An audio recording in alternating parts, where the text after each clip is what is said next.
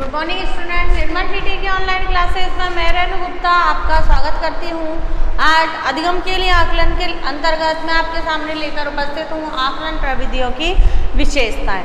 देखिए, इससे पहले की क्लास में हमने पढ़ा था अधिगम के लिए आकलन क्यों आवश्यक है, अधिगम के लिए आकलन क्या होता है, आकलन के लिए अधिगम क्यों आवश्यक है, इसके उद्देश्य क्या है, इसकी विशेषताएं क्या है। अब मैंने ये बता दिया था आपको कि आकलन के लिए अधिगम के लाभ में यह है, जो आकलन है वह क्यों किया जाता है, अधिगम के लिए इसका क्या लाभ होता है आकलन करने का, तो बता दिया था मैंने। इससे विद्यार्थियों के उपलब्धि स्तर में वृद्धि होती है, यानी अचीवमेंट में वृद्धि होती है, वह आगे बढ़ने का प्रयास करते हैं, उनकी समानता में वृद्धि होती है, यानी विद्यार्थियों में हीन भावनाएं नहीं आ पाती हैं, वह समान स्तर से अपने आप को आगे बढ़ाते हैं, अपने उपलब्धि स्तर को आगे बढ़ाते हैं। अधिगम लक्ष्यों की प्राप्ति में सहायक होता है क्या, आकलन। अधिगम लक्ष्यों की यानी कि पूरी शिक्षा प्रक्रिया होती है, किसी न किसी उद्देश्य के से आगे बढ़ती है, उस उद्देश्य के अनुसार उन उद्देश्यों को प्राप्ति के लिए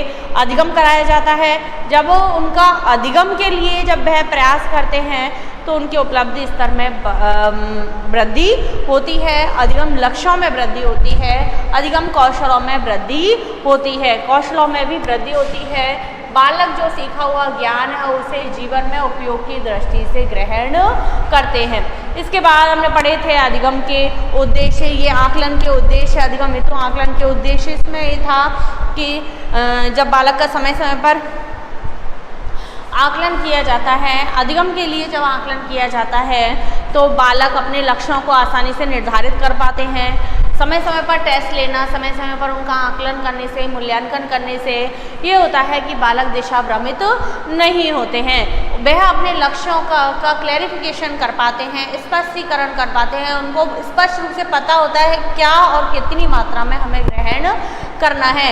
अंधभाव में वह आगे नहीं बढ़ते कि टीचर ने जो बता दिया उसे ग्रहण कर लिया, आगे काम आएगा या नहीं आएगा, वह अपने अकॉर्डिंग ही सामग्री को, अधिगम सामग्री को ग्रहण करते हैं, अपने ज्ञान का सदुपयोग करते हैं, अपने समय का सदुपयोग करते हैं और एक निश्चित दिशा की ओर आगे बढ़ते जाते हैं। ये मैंने आपको सब बता दी थी। इसके लिए हमने कई प्रविधियों का भी अध्ययन कर लिया था। परिमाणात्मक परीक्षाएं, गुणात्मक परीक्षाएं मैंने आपको बताई थी कि प्रविधियां दो प्रकार की होती हैं, परीक्षाएं, परिमाणात्मक परीक्षाएं और गुणात्मक परीक्षाएं। परिमाणात्मक परीक्षा में लिखित, मौखिक, प्रायोगिक, ये चीज़ मैंने आपको बताई थी। गुणात्मक परीक्षाओं में बताया था 5 प्रकार के, इसमें गुणात्मक परीक्षाओं में 5 प्रकार के 5 भागों में इनको बांटा गया है, जिसमें संचय, अभिलेख, एनेक्डोटल अभिलेख, निरीक्षण, जांच सूची, अनुस्थिति मापनी, ये सारी चीज़ें इसमें बताई गई थी। अब आता है हमारा आकलन प्रविधियों की विशेषताएं। इसमें देखिए एक चीज़ और है हमारी कि आकलन के स्तर, लेवल ऑफ मेजरमेंट, आकलन के स्तर, आकलन को या मापन को हम कह सकते हैं आकलन के कितने स्तर हैं, किस हिसाब से आकलन किया जाता है, तो इनका 4 भागों में इसको 4 स्तर इसके बताए गए हैं आकलन के। किसके? 4 स्तर आकलन के।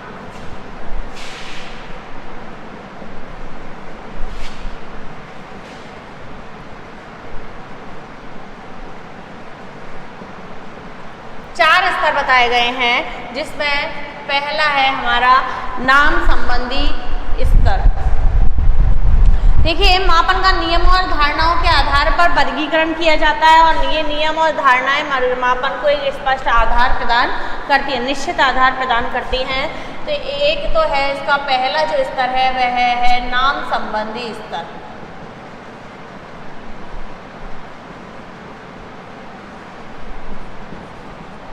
दूसरा है हमारा क्रम सूचक स्तर।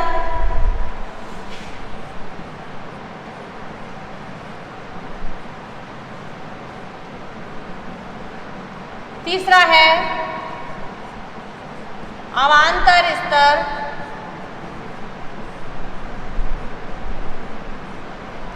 चौथा है अनुपात स्तर।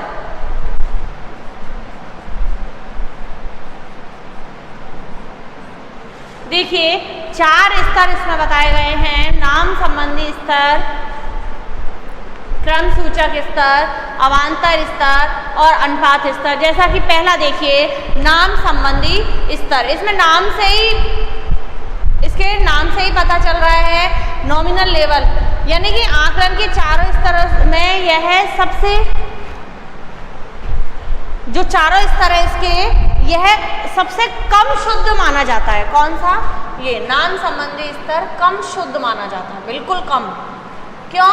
नाम के आधार पर हम किसी का अच्छे से मापन नहीं कर सकते, नाम के आधार पर हम इसका वर्गीकरण नहीं कर सकते। इसमें केवल 2 या 2 से अधिक वर्गों से किन्हीं तथ्यों का विभाजन किया जाता है, उसके परिणाम का बोध नहीं होता है। उदाहरण के लिए छात्र अध्यापकों का हम कई आधारों पर वर्गीकरण करते हैं। जैसे हमारे पास कक्षा में बहुत सारे नाम, यानी इसमें हम 2 या 2 से अधिक तथ्यों को लेते हैं, लेकिन उनका परिणामों का वर्गीकरण नहीं किया जाता है। जैसे एक कक्षा में कई सारे छात्र हैं, 60 छात्र हैं, अब 60 छात्र का हम वर्गीकरण कैसे करेंगे? उसी में 80% वाले हैं, उसी में 50% वाले हैं, उसी में 40% वाले हैं, तो इस परसेंटेज के हिसाब से हम उनका वर्गीकरण नहीं करते। नाम संबंधी स्तर में केवल नाम को ही आधार बनाया जाता है। इसमें इसलिए सबसे कम शुद्ध स्तर का माना जाता है कि इसमें नाम के आधार पर जब हम वर्गीकरण करते हैं तो छात्रों का पूरा वर्गीकरण, स्पष्ट वर्गीकरण हमारे सामने नहीं आता है, उनके बुद्धि स्तर का वर्गीकरण हमारे सामने नहीं आता है। नाम के आधार पर हम छात्र अध्यापकों को बांट देते हैं। कई बार कहते हैं हम ए से और बी तक के, ए से और बी तक के ग्रुप ए में चले जाओ, सी से ई तक के ग्रुप बी में चले जाओ, एफ से पी तक के ग्रुप सी में चले जाओ, क्यू से जेड तक के ग्रुप बी में चले जाओ। तो इस लेवल में केवल नाम को आधार बनाया जाता है, इस मापन में केवल नाम को आधार बनाया जाता है। इस स्तर के आकलन के लिए प्रश्नावली निरीक्षण प्रविधि प्रयुक्त की जाती है। इसके लिए आकलन के लिए कौन सी? प्रश्नावली और निरीक्षण। प्रश्नावली का मतलब होता है जिसमें प्रश्नों की एक सूची तैयार की जाती है, और निरीक्षण, ये दोनों तकनीक काम में ली जाती है इस प्रकार के आकलन में। प्रश्नावली जिसमें प्रश्न पूछे जाते हैं प्रश्न मंच के माध्यम से, जिसका आकलन किया जाता है, और दूसरा है इसमें निरीक्षण। निरीक्षण में छात्रों का मूल्यांकन किया जाता है, देखकर उसका आकलन किया जाता है, उसकी गतिविधियों को देखकर उसके विषय में सूचना एकत्रित की जाती हैं। लिंग के आधार पर भी हम इसमें वर्गीकरण कर सकते हैं, शिक्षण विषय के आधार पर भी वर्गीकरण कर सकते हैं। तो इसमें लिंग के आधार पर, नाम के आधार पर, शिक्षण विषय के आधार पर हम इसमें वर्गीकरण कर सकते हैं, लेकिन यह बहुत कम शुद्ध माना जाता है, शुद्ध नहीं माना जाता। एक वर्गीकरण हम सामान्य वर्गीकरण के लिए इसको काम में ले सकते हैं, किसको? नाम संबंधी स्तर को। अब आता है अगला हमारा क्रम सूचक स्तर। दूसरा है हमारा क्रम सूचक स्तर। क्रम सूचक स्तर में देखिए सबसे पहले यह स्तर पहले की अपेक्षा बहुत, नाम की अपेक्षा क्रम शुद्ध होता है, इसकी अपेक्षा बेटर होता है ये क्रम सूचक। इसमें एक व्यवस्थित क्रम में छात्रों को व्यवस्थित क्रम दिया जाता है, क्रम में व्यवस्थित किया जाता है। इसमें छात्रों को एक अनुस्थिति दे दी जाती है, तर्कपूर्ण ढंग से इस क्रम में स्तर प्रदान किया जाता है। यानी कि एक क्रम मान लीजिए, इसमें तो हमने ये कहा था कि नाम के आधार पर ए से जेड तक में डिवाइडेशन कर दिया था। इसमें कॉमन क्लासरूम में हम जैसे लड़के और लड़कियां 2 हैं, लड़के का अलग ग्रुप बना दिया और लड़कियों का अलग ग्रुप बना दिया। इन दोनों को क्रम वाइज डिवाइड किया जाएगा, यानी एक रोल नंबर लड़के का भी होगा और एक ही रोल नंबर लड़की का भी होगा। 2 ग्रुप बना दिए और उनको क्रम में व्यवस्थित कर दिया। तो इस प्रकार से अब ऐसा नहीं है, जैसे इसमें तो ए रोल नंबर वाले, ए नाम वाले हैं, वो सबके 1 2 3 4 क्रम से आ जाएंगे। इसमें क्या होगा, जैसे ए नाम वाला 2 लड़के हैं तो 2 का आ जाएगा, 1 और 2, और फिर बी नाम वाले रहेंगे, फिर यही नाम इधर ए नाम वाली लड़की का भी आ जाएगा रोल नंबर और बी नाम वाली लड़की का भी आ जाएगा। तो इस प्रकार क्रम सूचक इसमें क्रम में व्यवस्थित किया जाता है। यह है मापन क्रम क्रम सूचक स्तर माना जाएगा। इस स्तर के आकलन के लिए निरीक्षण प्रविधि और स्तर सूची को प्रयुक्त किया जाता है।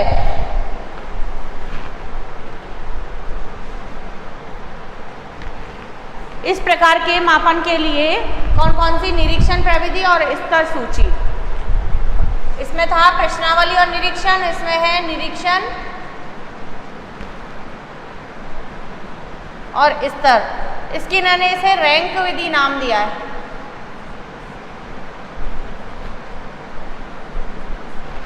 रैंक विधि के आधार पर वर्गीकरण। तीसरा है अब हमारा अवांतर स्तर।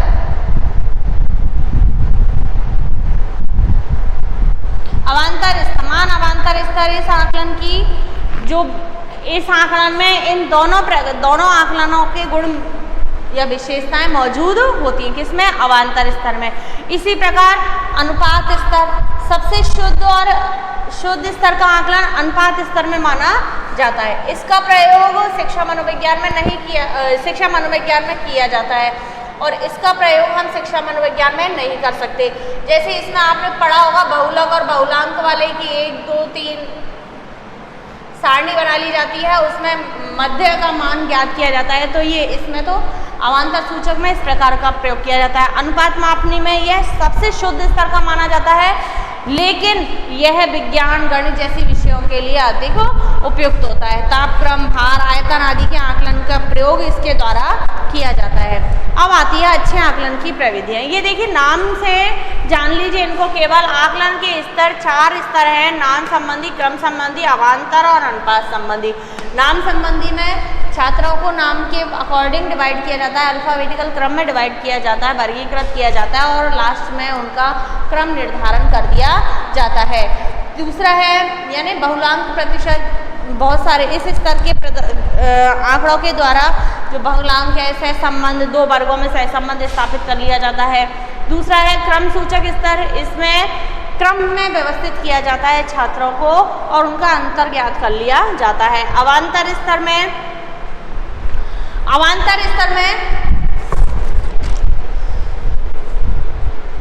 एक शून्य मान लिया जाता है, एक किसी इकाई को शून्य मान लिया जाता है और शून्य से इसकी काउंटिंग की जाती है। अनुपात स्तर में ऑलरेडी शून्य होता है, यानी जो भी चीज़ शुरू होती है वो शून्य से ही शुरू होती है। आपने स्केल देखा होगा, वो शून्य से शुरू होता है और अंत तक जहाँ तक जाता है। यानी अगर इसमें किसी में कोई विशेषता, इसमें इसके द्वारा अनुपात स्तर के द्वारा जब मापन किया जाता है और अगर किसी की लंबाई चौड़ाई कुछ नहीं है तो उसको हम शून्य कह सकते हैं।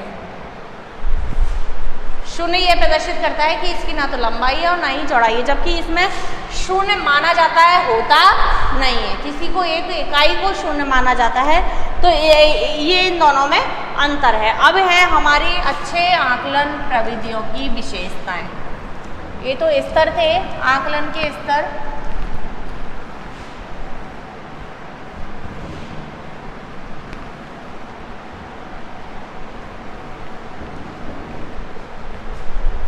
विशेषताएं देखिए, सबसे पहले हमारे दिमाग में विशेषताओं का नाम सुनकर क्या आता है?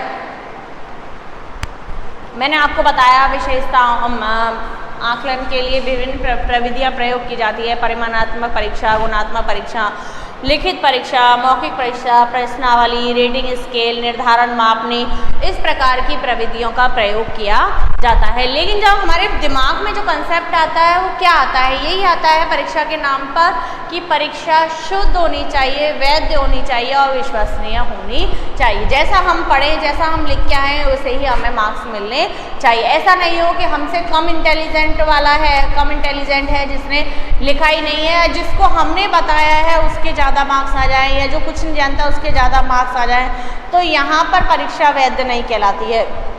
या हमने जो लिखा है उसको कोई कितने अंक दे रहा है, दूसरा कितने अंक दे रहा है, तीसरा कितने अंक दे रहा है, इस प्रकार का अंतर परीक्षाओं के मापन में नहीं होना चाहिए। तो इसके लिए हम अच्छे मापन की विशेषता पढ़ेंगे कि सबसे पहले जो मापन की जो डिमांड है वह है वस्तुनिष्ठता। इसकी जो विशेषताएं हैं, पहली है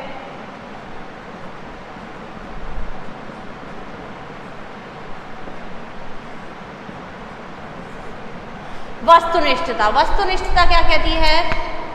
ये सबसे उत्तम प्रकार का मापन होता है वस्तुनिष्ठता में, सबसे उत्तम मापन होता है, इसका कोई मुकाबला नहीं है। यह मापन पूरी तरह विश्वसनीय होता है, वैध होता है, वस्तुनिष्ठ मापन। क्यों? इस प्रकार के मापन में विद्यार्थी के साथ कोई भी चीटिंग नहीं होती है, जैसा उसने लिखा है वैसा ही उसका आंसर उसको मार्क्स प्राप्त होते हैं। यानी कि इस प्रकार के मापन में कोई पक्षपात नहीं होता या व्यक्तिगत दृष्टिकोण का कोई प्रभाव नहीं पड़ता। देखिए वस्तुनिष्ठता क्या कहती है कि एक प्रश्न का आंसर, एक प्रश्न है इसका आंसर है ए, दूसरा प्रश्न है उसका आंसर है बी, ठीक है, हमने टिक किया है बी और इसमें बी। अब आंसर एक ही सही हमारा, ये तो होना चाहिए गलत और ये होना चाहिए सही। इट मीन्स एक नंबर का ये और ये हमारा कट गया। तो वस्तुनिष्ठ परीक्षण ये कहता है कि परीक्षण ऐसा होना चाहिए जिसमें विद्यार्थी का क्वेश्चन का एक ही आंसर हो, जितने भी परीक्षक उसे जांचे उसके दृष्टिकोण में कोई परिवर्तन नहीं होना चाहिए। जितने भी परीक्षकों द्वारा वो जांचा जाए हर बार विद्यार्थी को उतने ही अंक प्राप्त होने चाहिए, क्योंकि वस्तुनिष्ठ परीक्षण होना शुद्ध माना गया। लेकिन वर्तमान जो निबंधात्मक परीक्षाएं हैं, कैसी निबंधात्मक परीक्षाओं में ये शुद्धता, ये वस्तुनिष्ठता नहीं पाई जाती। क्यों नहीं पाई जाती? क्योंकि निबंधात्मक परीक्षाओं में व्यक्ति को या बालक को अपने प्रश्न से संबंधित अपने विचार विस्तार से व्यक्त करने होते हैं, और विस्तार से जब व्यक्त करने होते हैं तो परीक्षक का व्यक्तिगत दृष्टिकोण भी उसमें मायने रखता है। यहाँ व्यक्तिगत दृष्टिकोण मायने नहीं रखता है, क्योंकि जो प्रश्न का आंसर जो है निश्चित है, निर्धारित है, एक ही होगा, ओवरऑल विद्यार्थियों के लिए एक ही होगा। जबकि निबंधात्मक परीक्षाओं में परीक्षक का व्यक्तिगत निजी दृष्टिकोण भी उसमें आ जाता है परीक्षण में। इसलिए इनके मार्क्स, ये जो परीक्षा है वह पूरी तरह से वस्तुनिष्ठ नहीं होती। इसमें विद्यार्थी को हमेशा संशय बना रहता है।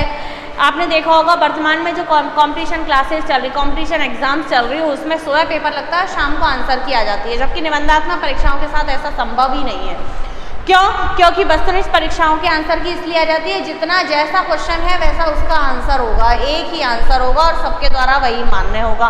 तो यही है, निबंधात्मक परीक्षाएं वस्तुनिष्ठ नहीं होती, जबकि परीक्षण हमेशा ये कहता है, आकलन जो है वह हमेशा ये कहता है कि आपके द्वारा जो परीक्षण किया जा रहा है उसमें वस्तुनिष्ठता होनी चाहिए। जितने ही परीक्षकों द्वारा वह जांचा जाए उतने ही उन परीक्षकों के द्वारा उनको हर बार विद्यार्थी को एक ही प्रकार के अंक मिलने चाहिए, तब तो परीक्षा कैसी कहलाती है? वस्तुनिष्ठ परीक्षा कहलाती है। आगे समझ में दूसरा है हमारा, इसकी विशेषता हमारी विश्वसनीयता। विश्वसनीयता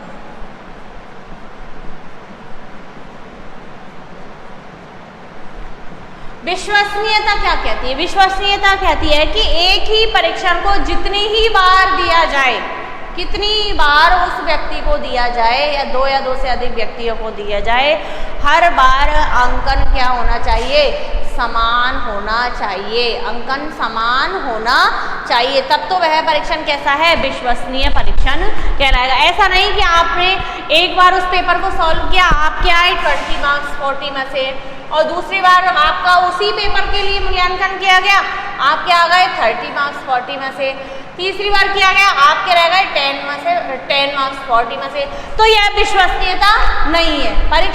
प्रश्न पत्र या परीक्षण ऐसा होना चाहिए, ऐसा विश्वसनीय होना चाहिए कि जितनी बार उसको दिया जाए सॉल्व करने को एक ही ग्रुप को, तो उनके अंकन में समानता पाई जाए, ना कि भिन्नता। तो ये है विश्वसनीयता, अंकों में उनके में अंतर नहीं होना चाहिए। जबकि आप देखिए, अगर वह वस्तुनिष्ठ है तो उसमें विश्वसनीयता होगी, अगर वह निबंधात्मक है तो ये गुण उसमें नहीं होगा। निबंधात्मक जितनी बार आप दोगे उसे करने को, हर बार आंसर भी भिन्न होगा और हर बार मार्किंग भी भिन्न होगी। तो विश्वसनीयता निबंधात्मक परीक्षा में उपलब्ध नहीं रहती। अब है वैधता।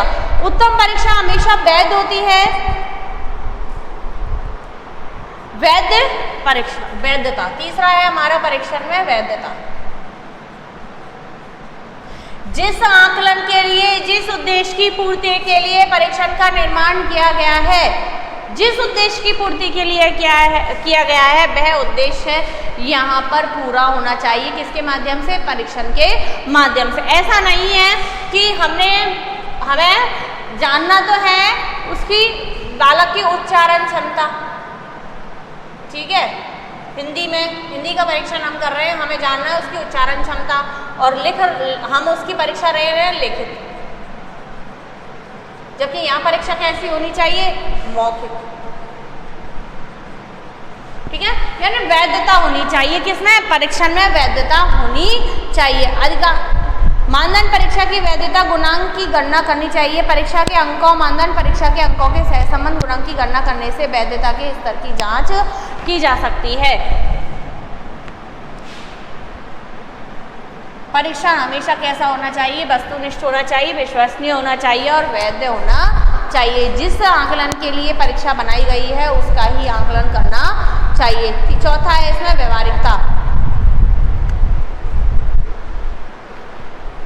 चौथा है इसमें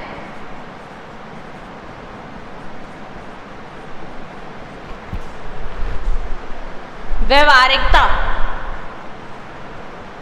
व्यवहारिकता क्या कहती है?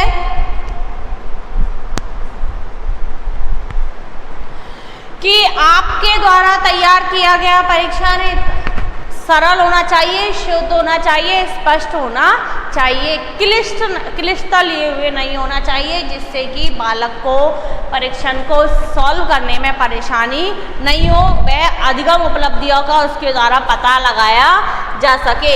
इसलिए परीक्षा प्रश्न पत्र का व्यवहारिक होना बहुत जरूरी है। उसका व्यवहारिकता में वह परीक्षण विद्यार्थी के लिए उपयोगी होना चाहिए, सार्थक होना चाहिए, सरल होना चाहिए। यानी कि जो अधिगम उद्देश्य उसके निर्धारित किए गए हैं, जो शैक्षिक उद्देश्य निर्धारित किए गए हैं, जिन उद्देश्यों की प्राप्ति के लिए उसको अध्ययन कराया गया है, अधिगम कराया गया है, और जिन उद्देश्यों की जांच करने के लिए प्रश्न पत्र का निर्माण किया गया है, वह सब इस व्यवहारिकता के अंतर्गत समाहित हो जाता है। वह परीक्षण छात्रों के लिए पूरी तरह सार्थक होना चाहिए। सार्थक अर्थ ही नहीं होना चाहिए कि हमें पूछना कुछ और है, पूछ कुछ और रहे हैं, वह विद्यार्थी के शैक्षिक उद्देश्य से कोई रिलेशन ही नहीं है। तो व्यवहारिकता उसमें होनी चाहिए। ये 4 गुण अच्छे आकलन की प्रविधियों में विद्यमान होने चाहिए। पहला मैंने आपको बता दिया, वस्तुनिष्ठता, विश्वसनीयता, वैधता और व्यवहारिकता। वस्तुनिष्ठता का तात्पर्य यही है, सबसे उत्तम परीक्षण वस्तुनिष्ठ परीक्षण कहलाता है। यह निबंधात्मक परीक्षाओं के दोषों को दूर करने के लिए काम में लिया जाता है। विश्वसनीयता, हर बार विद्यार्थी को जितनी भी बार पेपर करने के लिए दिया जाए, परीक्षण किया जाए, उस बार उसकी मार्किंग हमेशा समान होनी चाहिए, वह है विश्वसनीय परीक्षण। अब है इसकी त्रुटियां परीक्षण की।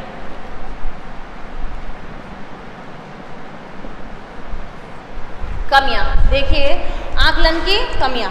किसी प्रकार का आकलन, हम ये कहें कि हर परीक्षा अपने आप में, मतलब अब मैंने अभी आपको बताया कि निबंधात्मक परीक्षाओं में ये दोष विद्यमान है, निबंधात्मक परीक्षाएं ऐसी होती हैं, वस्तुनिष्ठ परीक्षण सबसे ज़्यादा बेस्ट होता है, तो ऐसा बिल्कुल भी नहीं है। हर परीक्षा अपने आप में पूर्ण नहीं होती,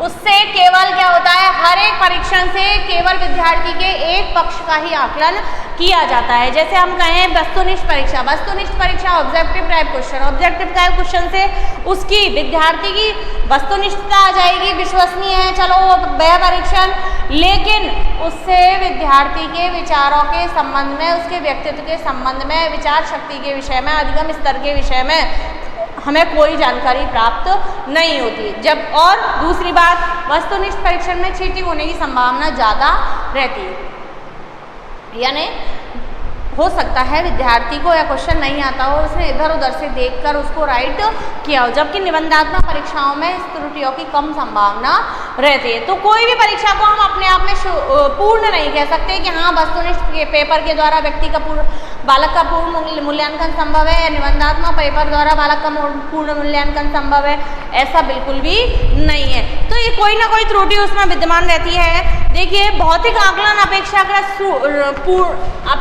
शुद्ध होता है। भौतिक आकलन या भौतिक इकाई, भौतिक मापन जो हम कहते हैं, भौतिक मापन अपने आप में पूर्ण होता है।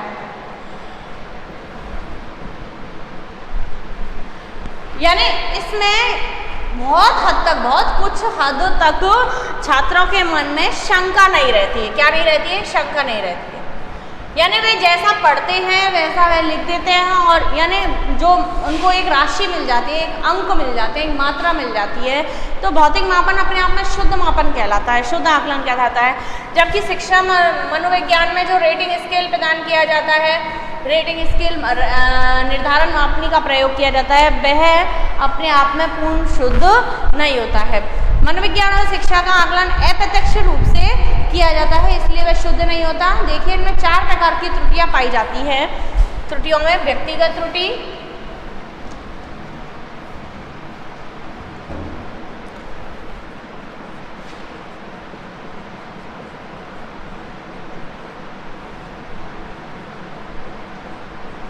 व्यक्तिगत त्रुटि। व्यक्तिगत त्रुटि क्या होती है? यह परीक्षक के अंकन से संबंधित होती है। किससे संबंधित होती है? परीक्षक के अंकन से, एग्जामिनर के जो हमारी कॉपी जांचता है के अंकन से। यानी इस प्रकार की त्रुटि होती है। मैंने अभी बताया कि निबंधात्मक परीक्षाओं में परीक्षक का व्यक्तिगत दृष्टिकोण मायने रखता है, महत्व रखता है। उस अंकन को उसका व्यक्तिगत दृष्टिकोण प्रभावित करता है। ये तो व्यक्तिगत त्रुटि हो गई। यानी जहाँ पर प्रश्न पत्र पर, उत्तर पत्रक पर परीक्षक का दृष्टिकोण प्रभाव डाल रहा है, वह व्यक्तिगत त्रुटि के अंतर्गत आ जाता है। इसमें परीक्षक के अंकन में भिन्नता रहती है। एक ही उत्तर पुस्तक को या आंसर की एक ही प्रश्न पत्र को जब अनेक परीक्षकों द्वारा सॉल्व करवाया जाता है, जब अनेक परीक्षकों द्वारा उसका अंकन करवाया जाता है, तो उन सब में क्या पाई जाती है? भिन्नता पाई जाती है। बताया था मैंने, वस्तुनिष्ठ नहीं है, वो भिन्नता आ जाती है, तो इससे विद्यार्थी खिन्न हो जाता है, उसके अंदर हीन भावना आ जाती है, तो ये पूरी तरह शुद्ध नहीं होता है। ये होती है व्यक्तिगत त्रुटि। दूसरा है चर त्रुटि। यानी इसमें ये है कि हो सकता है उस जो पेपर में जो छात्र ने कुछ लिखा है उसके विषय में उसका परीक्षक का व्यक्तिगत दृष्टिकोण कुछ और हो, वह किसी और बात को उचित समझ रहा हो, छात्र ने कुछ और लिखा हो, तो ये चीज़ इसमें अरुचि अभिरुचि का प्रभाव इसमें पड़ जाता है। दूसरा है हमारा चर त्रुटि। चर त्रुटि में परीक्षा की परिस्थितियों से संबंध होता है।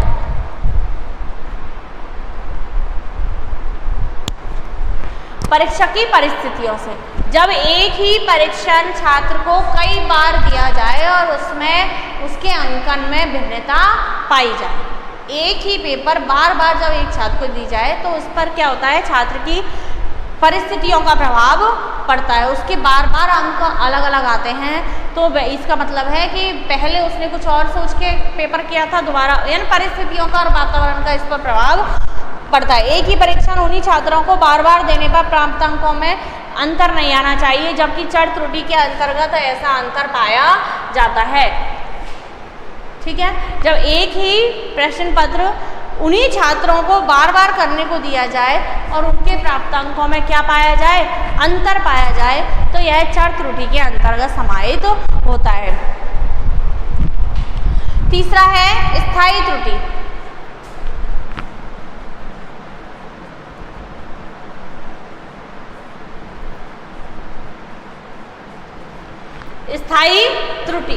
स्थायी त्रुटि में छात्रों के प्राप्तांकों को सभी परिस्थितियों में समान रूप से यह प्रभावित करते हैं। परीक्षण के उद्देश्य में उपादेयता से इसका संबंध होता है। परीक्षण के उद्देश्य और उपयोगिता,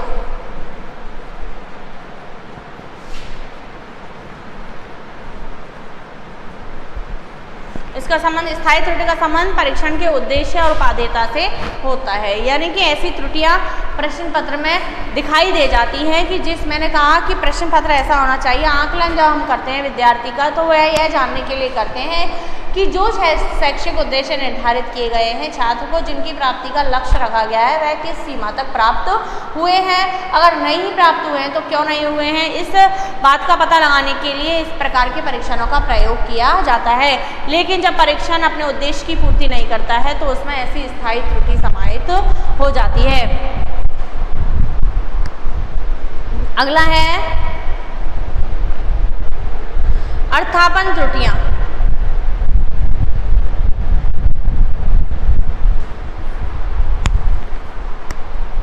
चौथा है